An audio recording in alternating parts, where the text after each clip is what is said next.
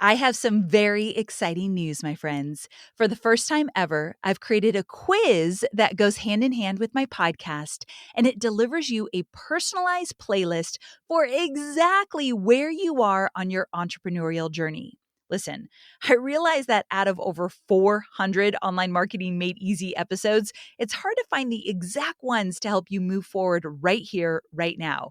Enter my brand new quiz. This 45-second 4-question quiz, yep, that's all, will not only give you guidance on where you are right now, but it will give you the 10 best episodes to download and binge so you can accomplish what's most important to you and your business. So head on over to amyporterfield.com/playlist to find out if you are a bold beginner, a pursuer of passion and profit, or a strategic superstar ready to scale. Okay, after you take this free quiz, you'll not only receive a curated list of Online Marketing Made Easy episodes, but you'll also snag a short and sweet pep talk from yours truly to encourage you to keep going and what to look out for based on the stage of business you're currently in, and insights into the next steps that will help you make your big dreams happen a whole lot faster. So that's amyporterfield.com/playlist. It's free and will only take about 45 seconds to complete. I can't wait to see what you get. Now, let's get on to the show. The most influential people tend to deliver some tough love. And tough love equals challenge. That's what it usually means. Tough love is usually challenging someone to be better with understanding and patience and kindness. And most influential people did that for us. And the last thing influential people do is they role model it. Yes. They're demonstrating. Like you, this is so awesome for your community. For your community, you demonstrate it. They see Amy Porterfield show up again and again and again and again, and they're influenced and empowered by it, just by you doing you. And so if you want to influence other people, learn to shape their thoughts, challenge them, and role model the way. If you do that, you have developed more influence. I'm Amy Porterfield, ex-corporate girl turned CEO of a multi-7-figure business. But it wasn't all that long ago that I lacked the confidence, the budget, and the time to focus on growing my small but mighty business. Fast forward past many failed attempts and lessons learned, and you'll see the business I have today. One that changes lives and gives me more freedom than I ever thought possible. One that used to only exist as a daydream. I created the Online Marketing Made Easy podcast to give you simple, actionable, step-by-step strategies to help you do the same. If you're an ambitious entrepreneur or one in the making who's looking to create a business that makes an impact and a life you love, you're in the right place, friend. Let's get started. I wanted to take a moment and share my newest podcast obsession. It's called the Female Startup Club podcast, and it's hosted by Doon Rasheen.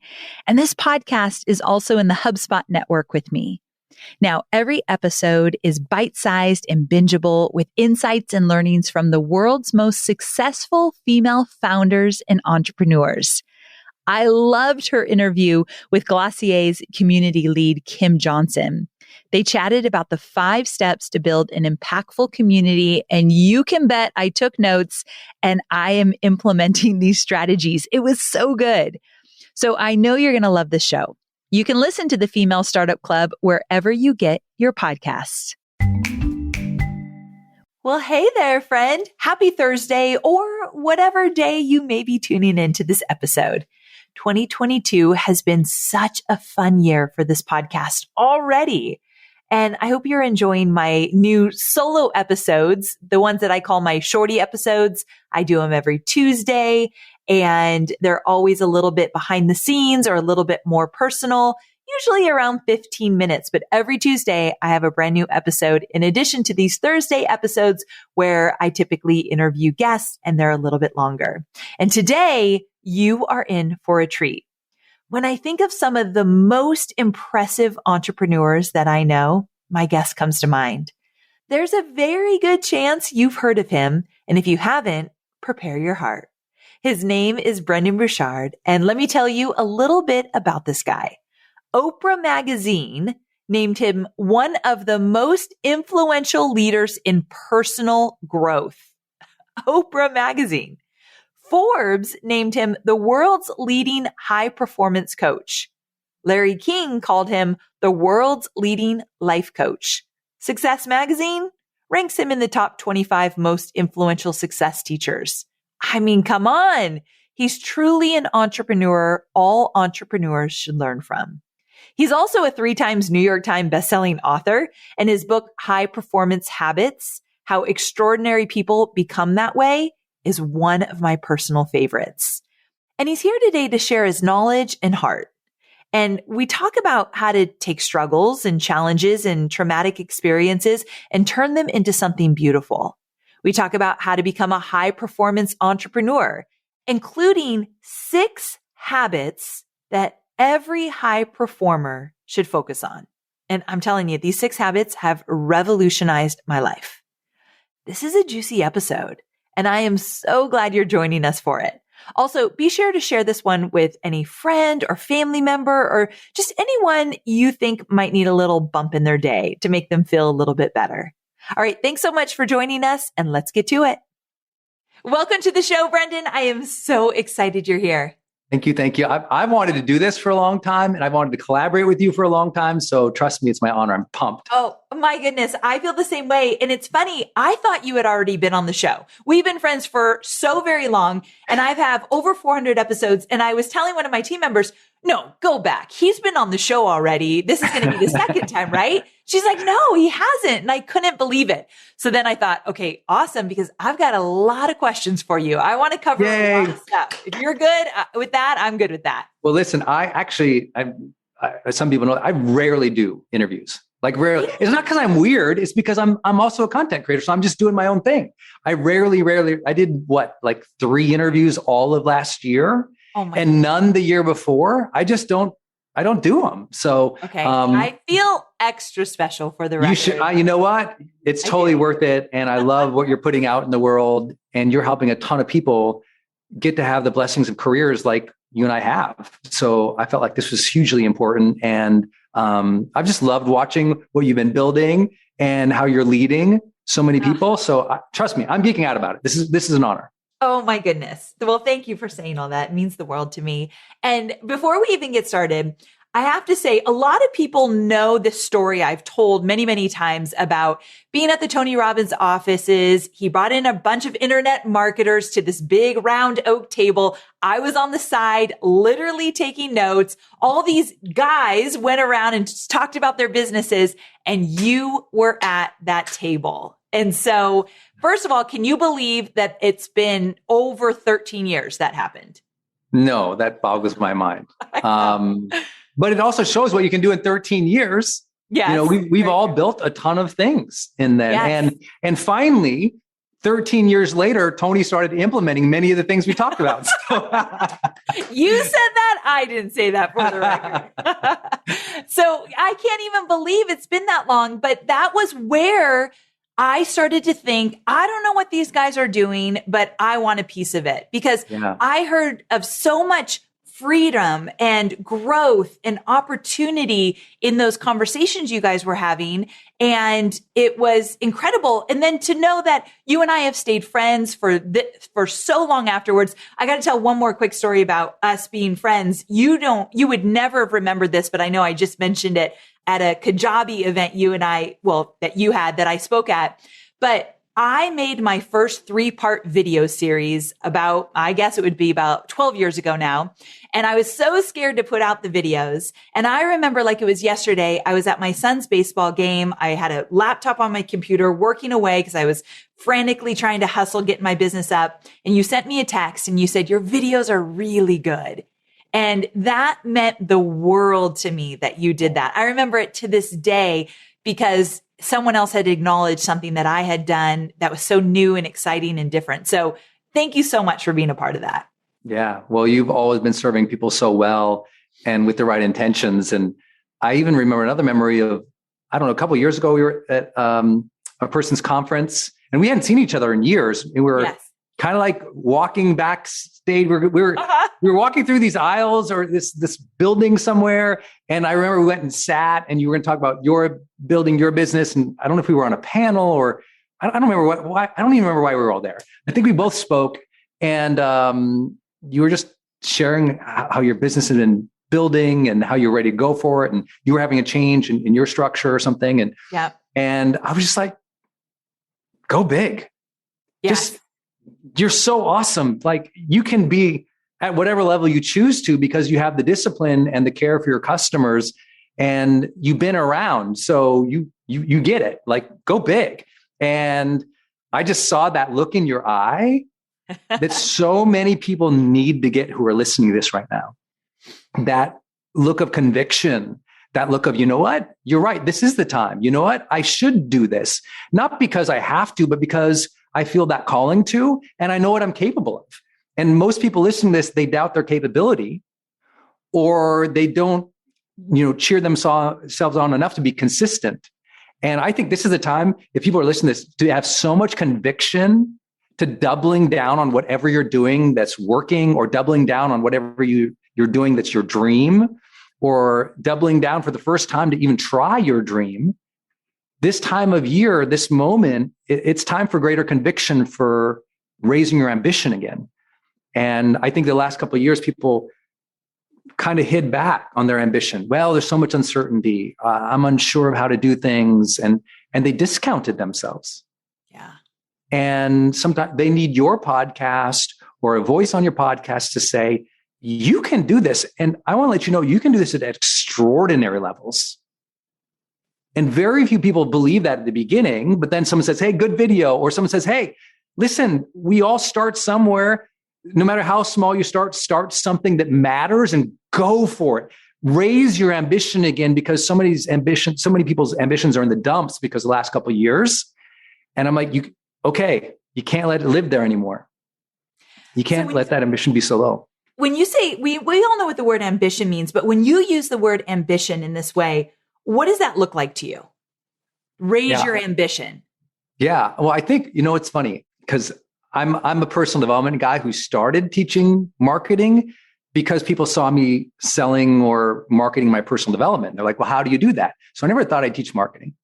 But when I got in the space of teaching these things, I started having the opportunity to coach people, just unbelievable people, like unbelievable success stories, people on covers of magazines. I have 7-figure clients all day long. Now, though, what I noticed in the last 4 or 5 years, everyone wants the same things. They just don't know how much of it they want. And so for me, ambition, I always tie back to, what does every person really want? After you've had it all, what do you want? When you're rising up, what do you want? When you want a breakthrough, what do you want? We all want 3 things. First and foremost, we want aliveness. We all want to feel more alive. We all want to feel the day more. We don't want the day to be a stress, a drag, a blur, a checkout. We all want to be fully engaged, fully alive, and we want that experience emotionally, physically, mentally, spiritually, to feel that sense of aliveness or vibrancy. Second thing we all want is connection. Deeper connection with ourselves, with the moment, and with other people. And when we lack those things, we start sensing loneliness or misery. And we all want meaningful pursuits. Things that make us feel alive and connected, but give us that sense of creative expression, of fulfillment, of impact. That say, oh, this is what I'm doing. It matters to me. It's important to me. I love this. And we all want more of that. So I tell everyone, raise your ambition on that. You can feel more alive. You can feel more connected. You can pursue things that are more meaningful. But first, you have to have that growth imperative that is conviction that says, it's okay for me to have ambition to want a better life. I can be happy with today. I can be present today. I can be fulfilled in this very moment. I can have so much meaning right now and still want more. I asked the Dalai Lama one time. I literally asked him, I said, do you want... Who says that, first of all? I asked the Dalai Lama, but okay, continue. Oh, see, people, I take it for granted. So long story short, I had this belief that in Buddhism, there's this idea that you shouldn't be attached to wanting more, that sometimes types of desires can lead us to misery. And I just never really believed that. And so I asked if His Holiness wanted to be better at meditation and prayer? Well, of course. Right? We all want something. Desire is not bad. Even the Dalai Lama wants to be better at something. That's desire. It's okay for you to have desire. Even if your husband doesn't understand your desire, even if your neighbors think you're crazy, even if the first 10 comments are rude and stupid and, uninformed, your desire and your willingness to stoke your ambition every day, if you don't do that, the motivation goes away. If you don't do that, you're not consistent. And if you don't do that, you end up in a life where you feel like totally caged by other people's expectations or your own fears. And so at some point, especially now, we have to go, okay, wow, we've been through so much as a global community. It's like, let me reorientate my life. Let me recalibrate what's important to me and let me raise some ambition. It's okay you want a bigger business. It's okay you want more money. It's okay you want to feel more alive doing what you're doing. And if you don't give yourself that permission first and that ambition next, you just get stuck. And so many people are serving at way lower levels than they're capable of. And they know it. Okay. So that actually leads me to a question I wanted to ask you. One of the things that I think as human beings, we all deal with this, but I know a lot of my listeners deal with this, is this, we get stuck in being the victim. It's like we get trapped there. And it comes up because we've got a lot of challenges. Like you just said, we've gone through 2 really hard years, lots of challenges, lots of struggles. And we find ourselves in this victim mentality, even though we're just like, I don't want to be here at all. And I was hoping you could talk a little bit about how to get out of that and how to move on, even when you can't change everything around you. Yeah. Usually victimhood comes from lack of belonging or empowerment. And because no one raises their hand and goes, I'm a victim. Right. And, no one's happy about the situation. What happens is by usually playing the victim or speaking in victim language, which is more appropriate what's really happening, is that people receive a payoff from it. So when they complain or they say things aren't fair, or they tell people you don't understand, someone goes, oh yeah, that's so hard. Oh yeah. And they get empathy. And in that moment or those moments or that pattern, they're getting a connection hit with someone. They're receiving empathy from somebody, and that feels good. So they're letting themselves fall trap.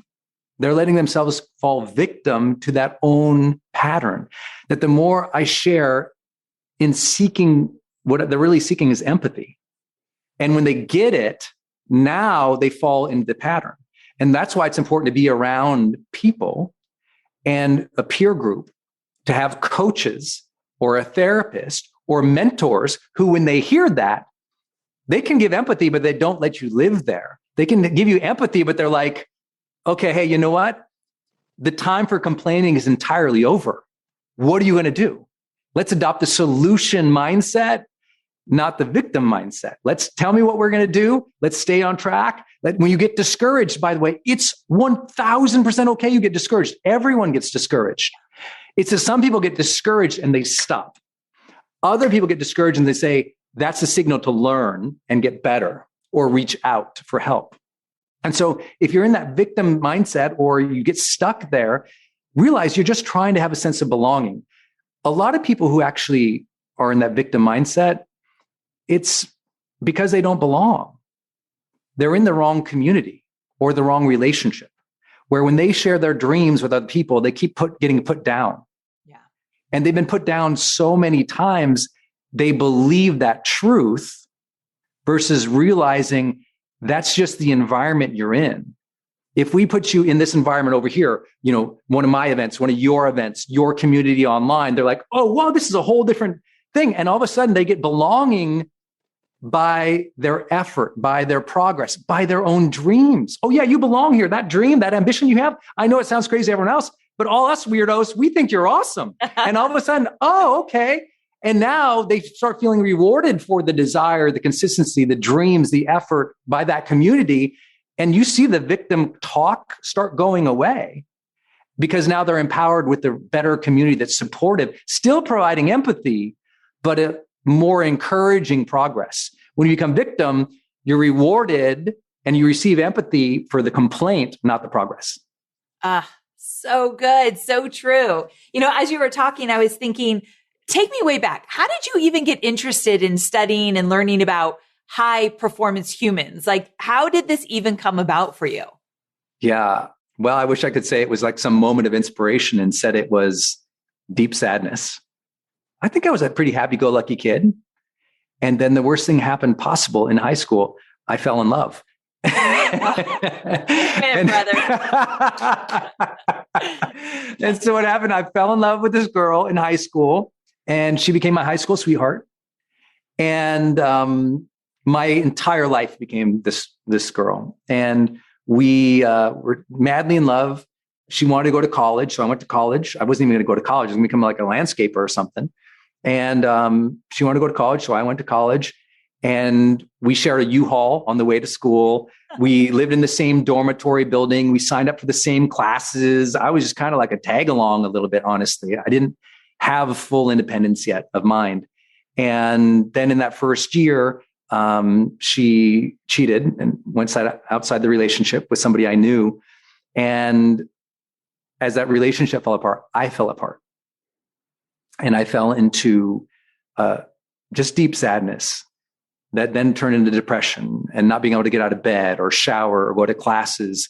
And it was especially complicated because she was in the classes, so I didn't want to go to class. So I just laid in bed in my own filth and tears for weeks and months on end, fell into depression, then fell into suicidal thinking, then suicidal ideation. And I had friends, but they couldn't get me out of bed. I couldn't turn it around. And I didn't know enough as a 19-year-old kid to ask for help from, a therapist or something like that. And then I always tell people, reading and marketing changed my life because really? I still read. So I was laying there in bed and I opened up the school newspaper and I was flipping through, and I still remember it. There was this ad in the school newspaper, and I literally can see the ad. There was this white sandy beach, this turquoise ocean, this beautiful green palm tree, perfect blue sky, and across the top, a perfect headline of all time for a kid in my position. It said, "Escape." And then the subtitle said, "Students needed for summertime jobs in the Dominican Republic." And you were all about it. I was like, I'm from Montana. I didn't even know where the Dominican Republic was, but I knew she wasn't there. So, Yes.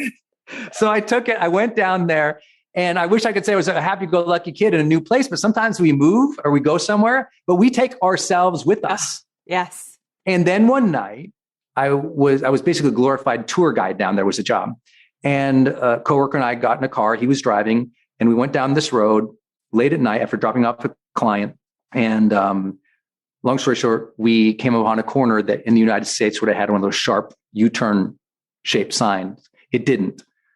And we were going 85 miles an hour. And we end up flipping off this road several times. And I usually tell it in a longer story format, but I learned in those moments, sliding off that road and into death's doorway, that I didn't want to die. I was a suicidal kid, but when it came to, I didn't want to die. I just didn't know how to live. And there was this moment where I saw these images of people I loved after the car had flipped several times. There was this moment I was able to pull myself out through the windshield of the car and stand up on the windshield of the car after the wreck and escaped. And there was blood coming out everywhere. And I looked down at the hood of the car and the blood was going off, and I thought it was passing out or dying. And I just remember looking down at this blood and feeling life drain away and thinking, did I even matter? And I didn't like that answer. Yeah. 19-year-old kid. And so it forced these questions of, did I live in my life? I hadn't. I'd been thinking about taking my life, not living it. Did I love? Because you see these images of people you're going to be around, and I hadn't loved because I was so hurt. Did I matter? I hadn't done anything. I was a 19-year-old kid and selfishly hurt. And so I decided in that moment, I felt like God had given me what I call life's golden ticket, this second chance. And I knew I had to learn to do those things. I didn't know how to live or love or matter. So when I got back home and healed and went back to school, I started reading books on psychology, on personal development, on spirituality, on leadership, on communication, the great biographies of great figures in history. And I just got completely dorked out into sociology or neuroscience, behavioral economics, trying to understand, like, how do I change? I wasn't happy. And I figured it out. And I really changed. That sad kid became that happy kid. That awkward kid became still awkward, but happy to talk with people. And I shifted. I got a great job. I, became a leadership consultant for Accenture, which was one of the world's largest consulting companies at the time, still is, and had an amazing career there. And then I decided one day, you know what? Enough people said, tell me more about this car accident. You should write a blog, do a video, you should have a newsletter. And finally I listened to that. And in 2006, I started full-time as what we now call, creator economy, influencer economy, thought leader, what we do. And I just wanted to help people change because I found out how possible it was for me. And I realized that everybody, if you can make self-improvement a way of life, you can become who you need to become for your calling, for your family, for your life. You can learn new skills. You can change your attitude. You can really, really transform your behaviors to be more supportive of the future you want. And that's why we started Growth Day. My company was to how do we empower people to make that self-improvement process a little easier, to make the self-help stick a little bit with the right tools in the app. And I just really, I got it. I got it as a young man. I was 19. So for me, that was a long time ago. And I learned that we can change. And when you're inspired by that, and I'll share the one big takeaway I got from that was what I learned is really mortality motivation. Life is short. Yes. If you want to change, do it. Do it. And at the time that this podcast is coming out, it's that time of renewal and recalibration and starting over. And so that message is even more impactful right now where people are. And funny enough, Brendan, this episode will come out at the end of January. So at the time when New Year's resolutions have probably dropped off, when that excitement and eagerness to be a different person has now kind of been on the backside because now they're just like head down, getting it done. So I feel like this message is finding people at the most perfect time. And I really feel really great that the timing is so perfect. And while you were telling your story, and I love that story, I love what came out of that story, I should say. But one of the things that I love about you is that you talk a lot about habits. And I'm guessing in Growth Day, this is a topic that comes up a lot as well. And you've talked very specifically about these 6 habits that we should commit to in order to achieve long-term success. And I was wondering if you could give us some of those habits right now. Yeah. And these 6 habits, I think you guys will love them. They're based on my book, High Performance Habits. And that was based. High Performance Habits is an incredible book. Everybody should get their hands on that. Let's just Thank you. That book is a result of the world's largest study of high performers that's ever been done. Wow. So academic research study from 190 countries, teamed up with researchers from University of Pennsylvania's Positive Psychology Department and UC Santa Barbara, and massive study of world's high performers. And what we were looking for is what were their habits, and could we correlate any of those with long-term success, well-being, and positive relationships? It was the first time anyone's ever done what you and I would call holistic success. It was no one had ever actually tried to academically formulate this. They always did it around personality, but not around specific habits. And we also said, well, how can we do around habits that are malleable, meaning you could change them and improve them, and you could measure them, and third parties could measure them. Huge study. And we found out there's, personal habits and social habits that make all the difference. And there's only 6.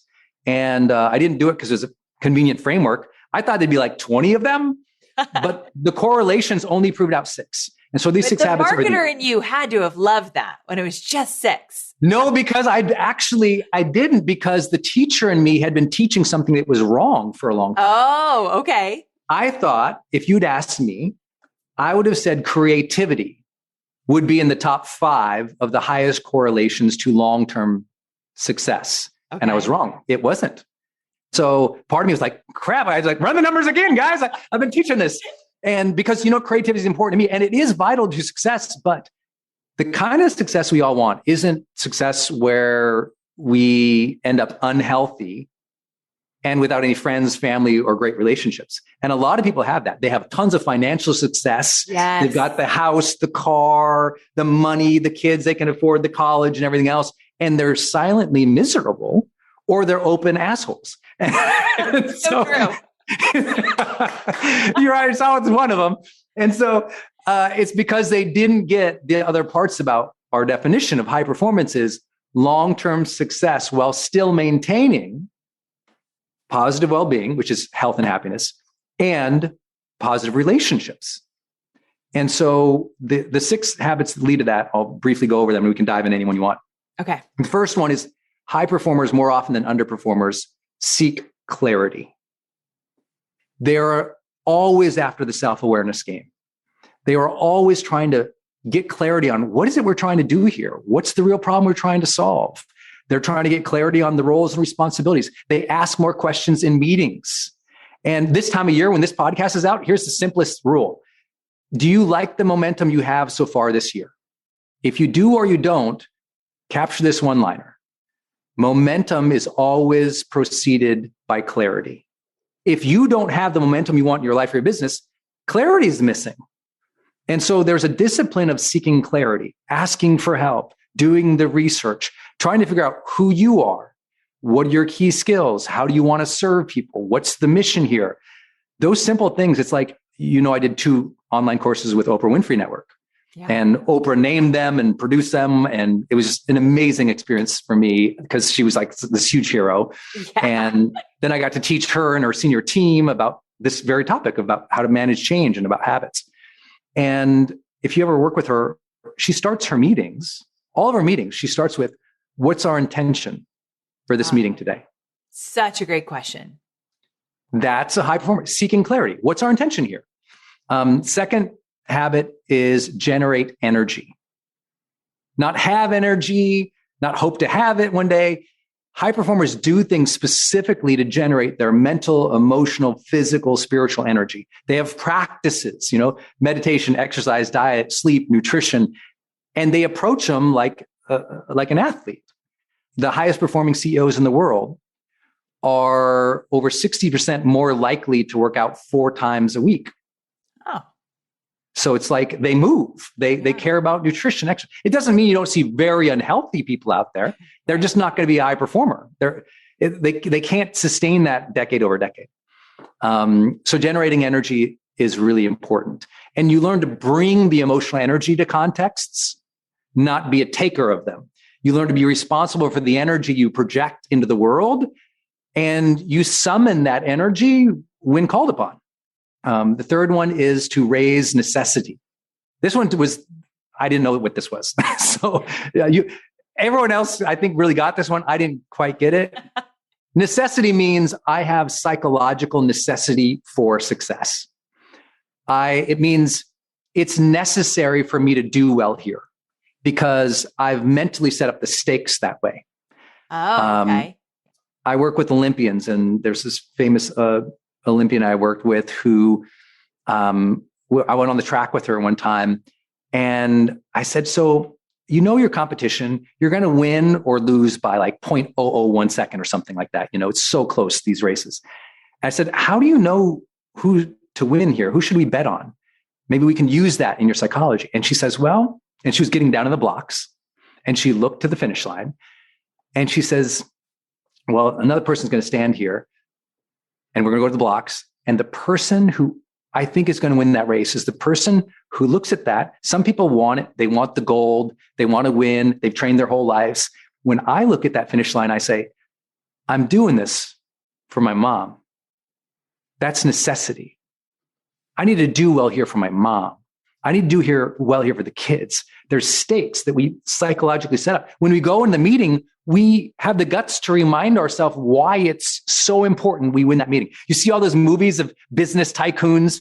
They go into that key meeting and they're out there psyching themselves up, or they're stressing themselves out, which is okay too. They're mentally preparing. They know the stakes are high, and they don't avoid that. Yes. A lot of underperformers are very uncomfortable with any stakes, with any pressure. And high performers tend to put that pressure in a positive way on themselves to remind themselves of the why, to make it a must to succeed. All of those things where we psychologically say, this is important. I should do well here. It's a must, not a should. I'm going to go for it because it matters. Their self-talk ramps themselves up in a positive way to be on. And Yes. I didn't realize how important that one was, or if you could measure it, but we did. And people love that one from High Performance Habits. I love that one too. And it reminds me of one of the biggest lessons I learned when working with Tony is that he talked about like getting uncomfortable every single day and not being scared to be uncomfortable. And I think it goes back to that habit of not being scared to put yourself in those high stake environments because you want it. You want it bad and you've got a why behind it. So Les Brown taught us all. That whole chapter, I wish I could just summarize, because Les Brown taught us, you got to be hungry. Exactly. You got to be hungry is what psychological necessity means. You have a hunger for it. You stoke that hunger and you serve that hunger. And that is how we go to another level. That's Les Brown 101, So good. So true. Hey, real quick, I don't know about you, but every January, I think I'm going to change into this totally new person, like Amy version 2.0. So instead, this year, it's just going to be me with a fresh take on the world around me. Same, but different. HubSpot CRM platform helps you notice the subtle changes in your customers' behavior that makes them the same, but different, enabling you to give the best customer experience possible. With a CRM-powered CMS, HubSpot personalizes engagements like site visits and purchases to make sure that the data is timely and relevant. Plus, with a system that you don't need a PhD to operate, delivering streamlined customer experiences becomes easier for everyone on your team. With tools like HubSpot's knowledge base, you can create a centralized FAQ database, which helps your customers solve problems quickly and efficiently. Learn more about how you can transform your customer experience with a HubSpot CRM platform at HubSpot.com. The fourth one, now we go into the social realm of the habits. The fourth one is we must learn to become more productive. This is so not fun, but high performers are more productive. They understand how to increase productivity. They do things like blocking time sufficiently on a calendar. They take a break every 50 minutes, which no one does, and it still blows my mind. The world's largest study of productivity ever done had over 2 million data points of productive people. And hands down, the most productive people take breaks between 50 and 52 minutes. Really? And yes, and here's the difference. Because what most people do, the metaphor I learned to teach that research from was to say, you know, a high performance race car? A high performance race car, they're spinning around there, they're racing around that circle. Do you notice they take these pit stops? Yeah. Well, the car actually doesn't need the pit stop. It could make the mileage and could make the race. It takes the pit stop to refuel and to recharge and to refresh so it can go faster, longer. Yes. What most people do is they burn around that racetrack every day, every week, every month. They never take a break. I can do it. So they can totally do it. Yeah. That's the thing. The human capability, your stamina as a human is 10 times further than you've ever even tried. Unless you've ever run an ultra marathon, you have no idea what your capabilities are. Yeah. And so mentally, most of us have no idea how much stamina we have. But we falsely try to burn our way into it. But what you have to learn is that high performers, they recharge. It's like they take multiple pit stops throughout the day. Like if you meet me at 9:00 at night, I'm still this annoying because while other people, they're done at 9:00. They're wiped out. They're so finished because they burned all day. I took like 7 breaks during the day. So by the time I get 9, my brain is still fresh. I'm still ready to go. Paulo Coelho wrote this book called The Alchemist. And The Alchemist is the 6th best-selling book in the history of the world now. And he called me to help with a book promotion, which I was like, why would you need my help? But he was having trouble selling in the US as much. Wow. That book we won't get into it, but you guys look up the story of that book getting published and getting out there. The fact that you were part of that is amazing, for the record. Yeah. Not that book, subsequent book. So he called me at the book Aleph. So he was number 1 in UK. He was number one in a couple other countries. He's like, somehow, I mean, it's one of my favorite stories for those who know Paulo Coelho. I had this studio at the time, and there was, I call it my red phone in there. Like 4 people in my life had this phone number, and the phone rings. So I go over and I pick it up, and hello, Brandon. And I'm like, this is Brendan. Yes, Brandon. Yes, hello, this is Paulo Coelho. And I was like, yeah, whatever. I'm thinking, well, his publisher reached out to my publisher, who talked to my agent, who got the red phone number. And he basically said, I hear you know how to launch these books. You've been, all these charts and helping people do it. And the publisher recommends you. Can we talk through this? Now, at this point, he's my hero.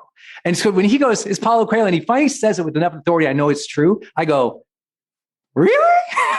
And my voice cracked like a 16-year-old kid. And I tell this story because I end up working with him. I go out to Geneva, and we're working on his book campaign, his blog, and much other stuff. And it's a big deal for me. Like, this is like a hero. Go to his house. He welcomes me in. We're awesome. We're having this amazing working session. And I'm just like, I'm finally getting comfortable there. I was kind of awkward. My ideas are flowing. We're writing things down. And all of a sudden he kind of stands up, and they bring over this little tray of like food. And so I like have a little snack. And then he's like, okay, Brandon, I'll see you tonight. And I was like, and now I just flew across the friggin' world. And I said, oh, I'm sorry, did I do something? I thought I did something bad. I had no idea. Oh. And he says, oh, no, Brandon. Genius only operates in 4 hours. Whoa. So we had done 4 hours, which I wasn't even attentive to. We'd been working 4 hours. He sent me away. We went and had dinner, and then we had another working session. And so he only works he's literally the best-selling living author. And he only works in 4-hour blocks.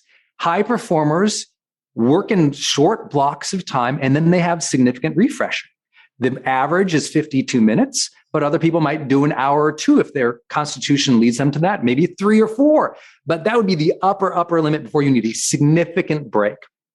So anyway, I love that story because that is a great story. I follow that. I practice that too. I was like, I do my 50-minute breaks. Then about every 4 hours, I go for a significant walk, or that's when I do my release meditation technique to reset. All these things really matter. The next habit that really matters is we have to learn to develop influence. And you're so good at teaching this. It's like we have to have influence with people if we want them to buy from us, but we also have to have influence if you want people to believe in us, to support us, to cheer us on, to open doors for us, to invest in us. And most people have no idea how to do influence. And so we studied a lot about how high performers do it specifically. And what they tend to do, high performers, is they are really, really, really good about teaching people how to think. If you want influence with other people, start with sharing stories and examples or insights about how they should think, meaning influential people shape your mindset. If you think of the most influential people in your life, I guarantee they taught you how to think of yourself, other people, your job, your career, your mission, your life, your relationships. That's the critical, that is the one I've done this in my seminars around the world. Ask everyone raise their hand if they ever had a significant mentor. They all raise their hand. I said, I can guarantee one thing they all did. Everyone universally taught you how to think. They taught you how to think. Okay, so give it to me in a really specific way. What's an example of teaching somebody how to think? Because there's people listening right now that want to influence in a bigger way, and they're struggling to do so. Like, make it tactical for me is what I'm trying to say. Like, what does that look like? Yeah, one time I came from college. I had this project in college, and I was pretty dejected. Other people in my group didn't believe in me. And one person made fun of me and said my idea was stupid. And I went and talked to a mentor of mine. And the mentor said to me, you know what, Brendan? Their understanding is not required for your progress. You're always sitting around waiting for people to approve or to say it's okay or to cheer you on. And if they don't, you stop. But their permission, their understanding, even their empathy, it's not required for you to still keep taking action towards what you know is right for yourself. He taught me to look at that situation of rejection or discouragement in a different way and go, oh, I don't need that. So he shaped my thoughts about what to do in these difficult circumstances. That person had influence. I love that. Shaping your thoughts. That's so perfectly said. Yeah. Yeah. They also, another thing that to have influence with people, you have to challenge them. That's what leaders do. They challenge people. They challenge your contribution. They challenge your character even. They challenge your relationships with other people. They challenge your output. And the most influential people tend to deliver some tough love. And tough love equals challenge. That's what it usually means. Tough love is usually challenging someone to be better with understanding and patience and kindness. And most influential people did that for us. And the last thing influential people do is they role model it. Yes. They're demonstrating. Like you, this is so awesome for your community. For your community, you demonstrate it. They see Amy Porterfield show up again and again and again and again. And they're influenced and empowered by it just by you doing you. And so if you want to influence other people, learn to shape their thoughts, challenge them, and role model the way. If you do that, you have developed more influence. That is golden. That was a big takeaway from this. So thank you for that. Yeah. Yeah. And the last one is just demonstrating courage. High performers, they demonstrate courage. And in the research, I thought it was going to be like these big, profound moments they would talk about. It's not that at all. Courage tends to mean that you take action even when you have risk or doubt or uncertainty. But what we really learned in the research was high performers tended to speak up for others and for themselves. Oh. So they were more likely in a meeting to share their idea. Yeah. Even if they were introverted, they still were more likely to share. They were more likely also to make sure other people in the meeting, hey, you know what? Sarah hasn't got to speak yet. Sarah, what do you think? Or if Sarah got made fun of, they say, hey, you know what? Everyone, let's take a breather here. Let's give some space here. Sarah, what were you trying to explain? And so they speak up for other people and for themselves. That's what real courage is. I mean, yes, if you can jump across a freight train and save a baby, that's pretty cool too. But real high performance means speaking up for one. And what I tell people all the time, do you want to know if you have courage? Do the people in your real life, your family, your friends, the peers, the people you work with, do they actually know your real thoughts, feelings, desires, dreams, hopes, and needs? And if they don't, that's an area to work on. Because in communicating those things, we can directly correlate that to your long-term success, income, well-being, and ability to have creative, positive relationships. And so all of these things, are my passion. We teach them in high performance habits. When people sign up for Growth Day, they get like a 6-hour course on all of them. I'm passionate about them because everything else, we measured 100 other performance variables. They were all less correlative than what we found with those 6 high performance habits. Wow. The book is amazing. I love that you teach them in Growth Day, but those 6 habits, literally, I think as entrepreneurs, we should live and die by them. And that last one, the way you explain courage, totally different than any way I've ever looked at courage before. And so, you guys rewind a little bit and listen to that section one more time, because that was powerful. And I think it could shift a lot of lives for sure. Yeah. And imagine someone trying to do what you teach. If they won't take that step to really express themselves, because that is scary. But I want everyone to hear, yes, there are some things in life that are scary. And there are some things in life that are required. And if you want to have a career like Amy, or you want to build your business, or you want to have a bigger personal brand or more social media following, I just want to let you know, you don't get the option of not expressing yourself authentically. That's not an option on the plate. And you don't get the option of not speaking up for yourself. And you don't get those aren't options there. Those are options in people's real lives or personal lives. Those are options in marriages, and people take them and they ruin marriages. When you speak up for yourself and you are willing to express yourself consistently, remember, not only is that a demonstration of courage, which remember is tied to long-term success, it's measurable, but also that serves as an example to others, which is how you develop influence with them. Yes. You can't have real influence with other people until you learn to express yourself authentically. And the only way you learn to express yourself authentically is by expressing yourself a lot, to sort out your internal guidance system of the BS versus what is real.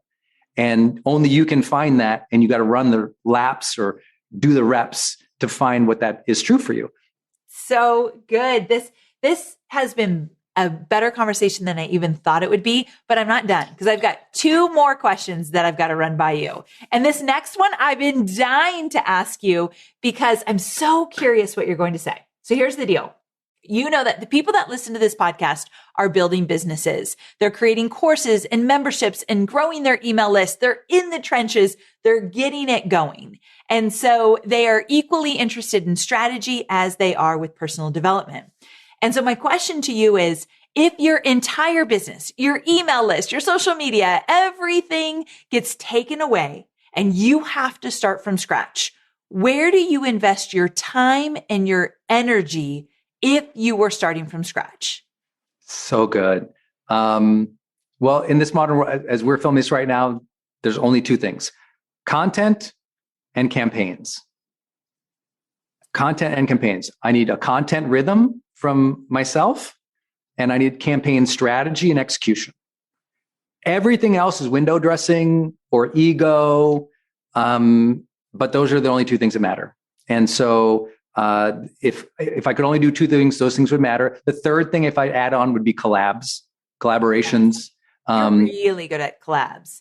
Yeah, I would do those. But first one, no one wants to do a collab with you if you haven't done content, rhythm, and campaigns, because those are the foot in the door. Those prove that you got the chops and you're willing to do the work. So content rhythm, the most important thing to ever learn there for those who've gone through Experts Academy or an Influencer Summit or Influencer Pro, my programs. First and foremost, hands down, you need to understand circular virality. It's this phrase I came up with. I wish I had a better phrase now in the pandemic time. Circular virality is what everyone understands now as content strategy. And, I started teaching this in 2007. And content rhythm, what this means with circular virality is you do a long form piece of content every single week. You take that long form piece of content every single week, you break it up into clips and into quotes. You take those clips and the quotes, you share them all across social media with links back to that long form piece of content, whether that is your podcast, your YouTube show, or your blog. Then every single week, you see which of those clips and quotes did the best. Those clips and the quotes you pull into a Dropbox file as your best of. Those are the high performers. Then every 3 to 4 weeks, you repost those, linking back again to that long form piece of content. That never stops. And that creates what we call circular virality. All those little clips and quotes, all linking back to the blog or the major piece. I know that sounds like no duh now, but we were teaching that in 2007, right? Wow, that's how long I've been at this. Everyone took some piece of that somewhere. And I think that's what's really important. That the discipline of running that and doing that, even just one piece of content a week and cutting it up in that way and measuring it and replacing it out there and linking back. And of course, when you link back to long form content in some way, you have to be capturing email, which you teach so phenomenally well. And people need to listen to what you're saying, because email is still the number 1 highest value asset you will have in this career of all time. Then campaign strategy. I just did a big training for Influencer Pro, which people can access on influencerpro.com. And this training is on, if I had only 3 campaigns to run. If I only had 3 campaigns to run at all, I would run a free trial campaign. I would run a $7 entrance gate campaign. And I would run a challenge model campaign. And those 3 would be the ones I would start with. And then I would listen to everything Amy says about webinars, because she recently taught me about that. And I was like, I got to get back in webinars. She's right. I should be back in webinars. So I would start with those 3. I think those can really get you in the game. And once you've done those 3, I did those 3 for the first 10 years of my career, really. And, generated over $100 million with 3 of those. So I think that people have to get off this idea that you have to do 50 campaigns or 20 different things. You're so good at teaching this. Like when you narrowed down and you just started focusing on one key campaign, one key offer, your business screw up. So I think that's what people need to hear, that simplicity and elegance. Absolutely. And the fact that you said one long form piece of content a week, I have been preaching this for my whole entire career. You got to put out original content on a weekly basis. And there's so many people that will say, maybe every other week, once a month. I'm like, no, once a week, get it out there. The fact that you take it even one step further by chopping it up and doing the strategy that you explained is even better. But I love that you said that. Yeah. Okay. I'll give you one quick why circular virality matters so much. Okay. Yeah. In that, I want everyone to hear that reposting or recycle strategy. Yeah. So like people always ask, how did you get 5 million fans on Facebook? Well, for the first couple of years, I was doing 4 posts a day.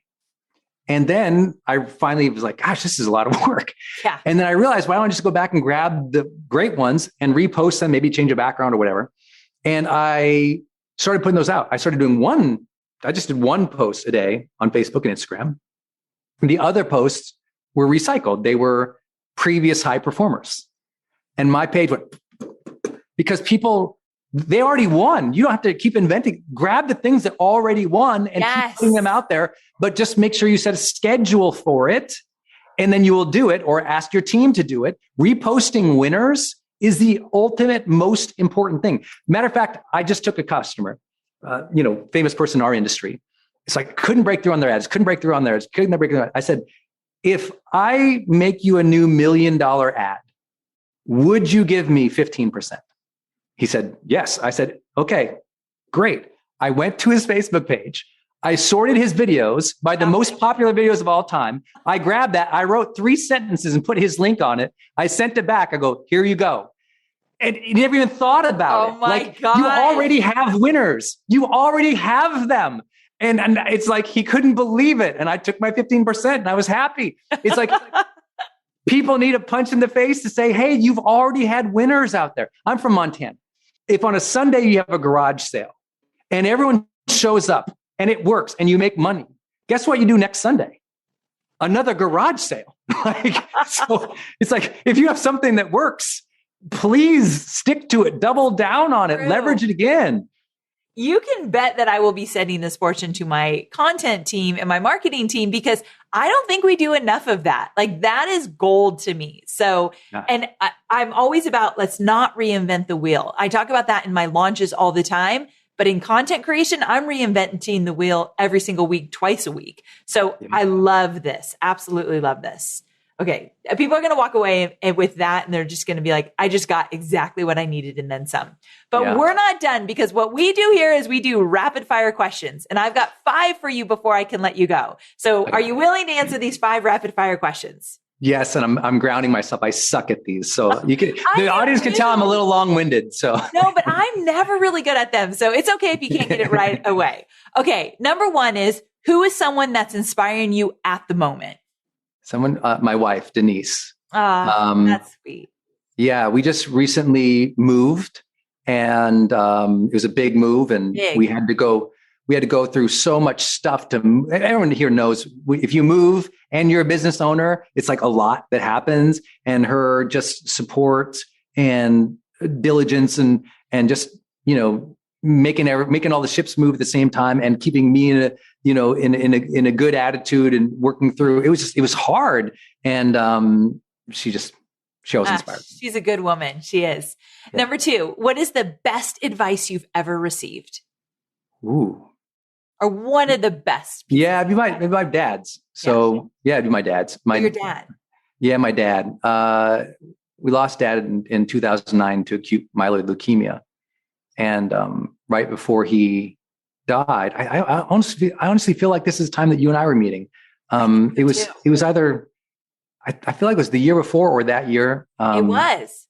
Yeah. I started my business in 2009. So that meeting was in 2008. Okay. Yeah. So 2009, dad got sick with leukemia out of nowhere, passed away. I was doing a seminar when I found out his 3rd treatment of chemo wasn't going to work. And I called him and interviewed him. Back when you remember do like free conference calling, it's like I called and I just wanted to capture his voice. I had no recordings of my dad. And he didn't want me to cancel the seminar and fly out. He said, "You come tomorrow," he was right. I did. from that moment until he passed away, we had 59 days with him. But I called him and asked him these 30 questions about life. And, over 1 million people have downloaded this now. You can just type in my name and life interview questions. So if you type in Google, Brendan Burchard life interview questions, there's a free PDF. Literally over 1 million people have downloaded this and asked their families these questions. Because I always tell people, if you still have your mom or your dad or a caregiver or someone you love, interview them about their life before they're gone. And I just give people the questions I asked my dad. And it became a thing. It's like one of the most valued piece of content I own. And it's my dad's recording. And what he shared in there was it was so wild. It was the same messages he had shared to us throughout our lives. My dad always said the same 7 things. He said it in the interview, but I never knew he was like, oh, yeah, he's saying this on purpose. He must be, later on, it was like, oh, he's doing the influence model. He's shaping how he thought. Dad always said the same things throughout. He knew what he was saying. Be yourself. Be honest. Do your best. Take care of your family. Treat people with respect. Be a good citizen. Follow your dreams. That is beautiful. And he always said them. And then on this interview, he kind of he said them, but they were so casual, and it was until he passed away later. And I was listening to it. I was like, wow, he knew he was saying those. I mean, I never, your parents say things to you, but I never thought he had a plan about it. Yeah. And those pieces of advice are the most important I've ever had. And I'll just share with you I think that was the most shared piece of content I've ever done in my entire life. I just shared my dad's 7 things he taught me there. And that's probably my most proud piece of content. Out of everything I've ever done, that's the thing that went the most viral. Oh my gosh. I love that. We're going to link to that in the show notes too, because I want everyone to get their hands on that. That is beautiful. Absolutely. He was an influencer before it was even cool. Totally. He knew what he was doing there. Okay. So we're almost done with our questions. Do you have a favorite book or a favorite resource that you could share with my audience? On any topic, or you've got a favorite resource? Actually, this might be a really great time. I wanted to ask you about this. Tell everybody about Growth Day. It's a really cool thing. So could that be your favorite resource? Can I choose it for you? Yeah. Oh my gosh. Well, yes, definitely. Now it's my favorite resource because I literally use it 3 times a day. So Growth Day is an app. You can go to growthday.com. There's 14-day free trials, and it's an all-in-one personal development app. And so I used to, I'm a super personal development geek, which everyone knows. But I've got my personal development journals over here, my planners over there. I'm signed up for these courses by these people over here in their own platforms. I'm on like 10 different Facebook groups. Basically, all my personal development is scattered. And a couple of years ago, I said, why isn't there a single platform for personal development where I can do my personal development journal, but not be wondering what to write, being prompted with personal development prompts to actual journal on things that will gain self-awareness and self-mastery? Why isn't there a plan that's set up in a way that I can capture goals the way that personal development people would? Why, where I want to learn from live coaches and be inspired, but in one place, and it's kind of like if Masterclass, instead of having courses, just had their mentors teaching live and you could interact with them. And so the idea of Growth Day was born, and that's all I focused on, all I've done like the last 2 years. We started a software company. We spun up the engineering teams. We built an entire team and company around it. And now it's, hands down, when people go in there and they take courses, like, whoa, I can save my notes watching a personal development course, and they're time coded. And all of the notes across all of your classes roll up to your profile. So you can click your notes and see all of the personal development notes you've ever taken. So like we have a course from Larry King on communication, right? You take Larry King's communication course, you take notes, it time codes it later on, like a month later, you're trying to, how do I do that interview? You go back, you click on your note, it opens that video to the exact precise moment where you took the note. And then there's community chat with it too. So you're sharing and learning. If we had personal development challenges, what would they look like? All of that we put in Growth Day. It is my resource I go to because I journal twice a day. Because in the morning, under our journal, we have a button that says morning mindset. And it asks me questions to prompt me to get me in a good positive mindset. I love journal prompts. That's so fantastic. I'm always stuck on what to write. Yeah, me too. And then at the end of the day, we have daily life scores, and I score my life at the end of the day.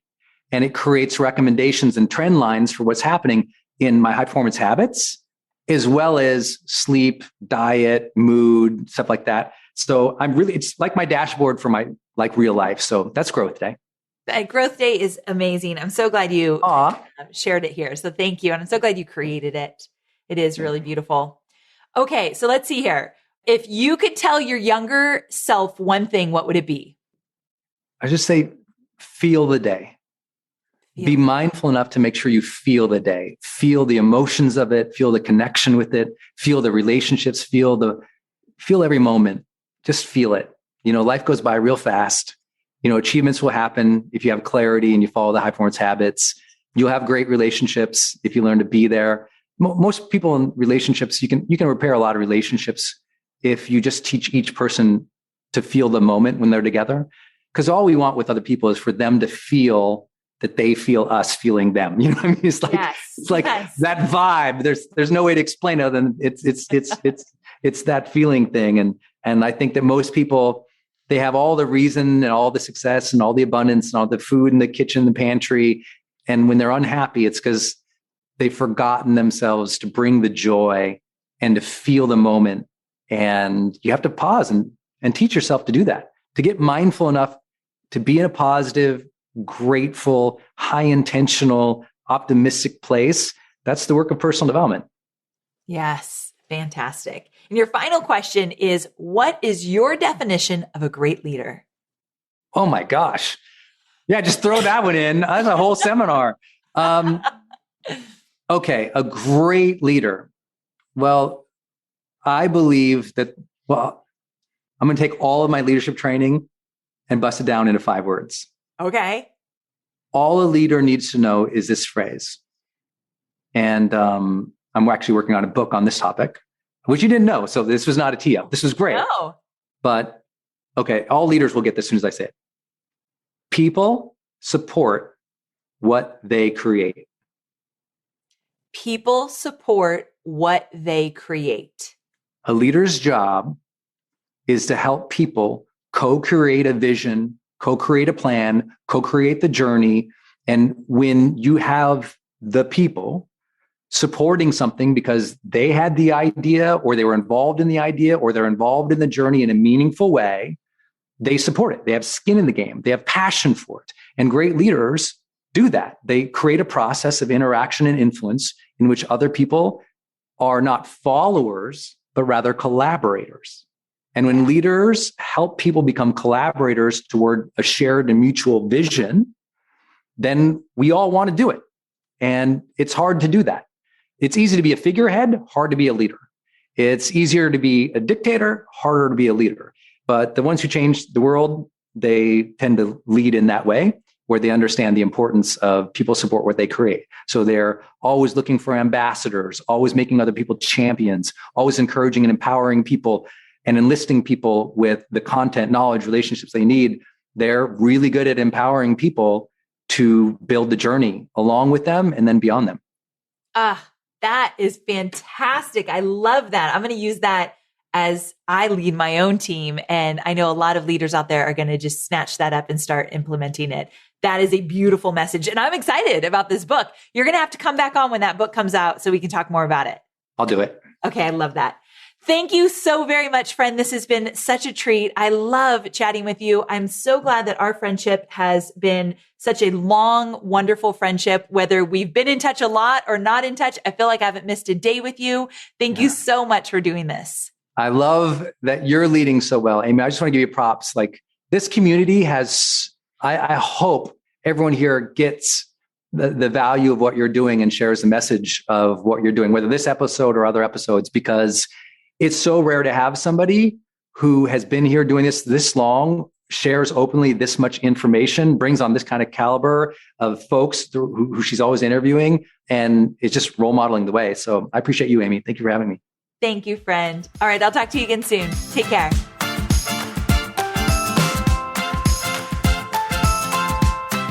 Holy cow, I am so fired up right now, and I hope you are. Here's the thing. As I was listening to Brendan throughout the entire interview, I was thinking, I really needed to hear this conversation right now. I think it's going to help me just recalibrate even a little bit more. I know we just entered into 2022 and I did a lot of recalibration and I feel re-energized in the new year, but also there's a few things that I can refine even more. And I really found a lot of takeaways in this episode that I'm going to implement in my own life. I think my biggest takeaway from this conversation was when Brendan was talking about courage and how a high performer is courageous, but he talked about it in a way that's so different than I've ever thought about it. And the funny thing is, I have an episode coming out in a few weeks in February. It's a shorty episode where I'm sharing with you the 5 feelings that I'm going to focus on, like 5 ways I want to feel in 2022. And then I'm sharing with you a bunch of my goals that I've set. So that's an upcoming episode in February. And one of the feelings that I want to feel again and again and again is courageous. So when he talked about it, it really hit home for me. Also, I love that throughout the entire episode, in like the sweetest way possible, Brendan kind of gave us the kick in the pants that we needed. Did you feel that way? I know I did. Okay, so here's the thing. This was a special episode. And because Brendan and I go way back, and because I got to dive into some of these questions I've been wanting to ask him for forever, I just want to make sure that you walk away from this episode taking action. So here's what I want you to do. I want to hear like your biggest takeaway or your aha moment or what you loved most about this episode. So what I want you to do is take a screenshot of this episode on your phone. Like if you're listening to it on your phone, just take a quick screenshot and then post it on Instagram and tag me. So I'm just at Amy Porterfield on Instagram. Tag me and tell me your favorite part of this episode, your biggest takeaway, your aha moment. If you don't want to do it publicly, you can even send me a DM, whatever works for you. But if you do send it on Instagram publicly, I will absolutely be reposting a lot of those and sharing those. Okay. So as always, I'll link to his information in the show notes, all the different links he talked about, all the different books and resources, Growth Day, all of that. I'll put it in the show notes. So be sure to head on over to my website to take a look at all of those goodies. All right. If you would be so kind to share this wonderful episode with a friend or two, I'd be forever grateful. I have big things coming to this podcast this year, and I want to make sure it can impact the lives of entrepreneurs all around the world.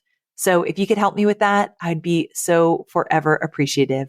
All right, my friends, I'll see you next week. Same time, same place. Bye for now.